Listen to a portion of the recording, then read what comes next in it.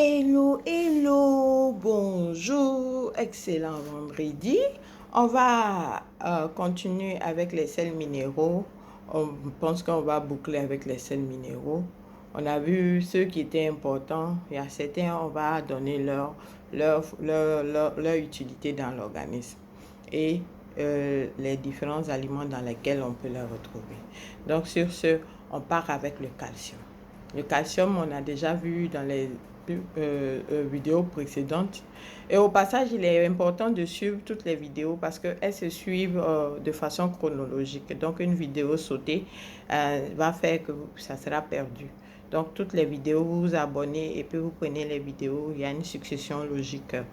Donc, dans le calcium, lui, il intervient au niveau des os, de l'ossification, des os et des dents. Donc, c'est lui qui permet la solidité. Où on peut trouver le calcium? Le calcium peut se trouver dans les produits laitiers, dans les légumes verts, et dans les légumineuses et dans les oléagineux. Donc, après le calcium, on va voir le fer. Le fer, lui, il intervient dans le processus de renouvellement des cellules sanguines. Les globules rouges ont 120 jours. Et à chaque cycle de 120 jours, il y a de nouveaux globules rouges qui sont fabriqués. Et ces globules rouges ont besoin de fer. On trouve le fer dans quel aliment? Dans les abats, dans la volaille, dans la viande, dans les poissons, dans les crustacés, les fruits de mer, le soja. Ok? Donc, on va voir au niveau du phosphore. Le phosphore, on va citer les produits dans lesquels on trouve le phosphore. On a les produits laitiers, les gemmes de blé, et puis le cacao et les oléagineux.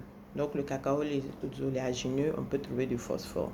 Le potassium, lui, il intervient beaucoup au niveau des échanges liquidiens avec le sodium. Et le potassium, il agit aussi au niveau du cœur, de l'activité normale du cœur. Donc, le potassium, on peut le retrouver dans de la banane, dans les légumineuses, dans le café soluble et dans le lait. Le café se retrouve dans tout ça. Et comme on peut, dans le café, on peut trouver... on a dit que c'était le potassium qu'on peut retrouver. Voilà. Et après, on a le sodium. Le sodium, c'est généralement le sel.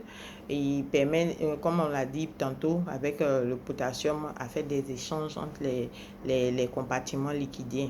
Donc, c'est ce qui entraîne souvent des œdèmes quand ce n'est pas équilibré, ou l'eau sort pour aller dans un autre compartiment. Ça fera l'objet de notre information. Donc, on trouve le sodium dans le sel de table, dans les sauces soja, la charcuterie et puis le fromage. On a le soufre aussi qui se retrouve dans les abats de viande, les abats, la viande, le poisson, les fruits de mer et le chou.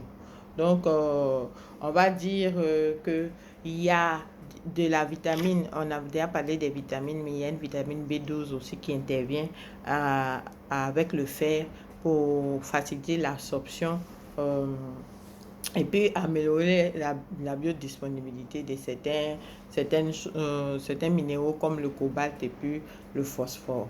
Donc, les apports suffisants, je pense que dans l'alimentation équilibrée, ça peut aider à la bonne santé. Sur ce, excellent vendredi, portez-vous bien.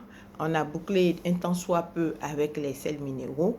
La semaine prochaine, on va commencer les aliments comme les glucides, les protéines et les lipides. Maintenant, et puis confectionner comment est-ce qu'on doit s'alimenter pour pouvoir avoir une alimentation équilibrée après tout ce qu'on a vu. Et sur ce, excellent vendredi, portez-vous bien et prenez soin de vous. C'est très important. Allez, vendredi, on se prend pas la tête, on fait la fête. Bye bye.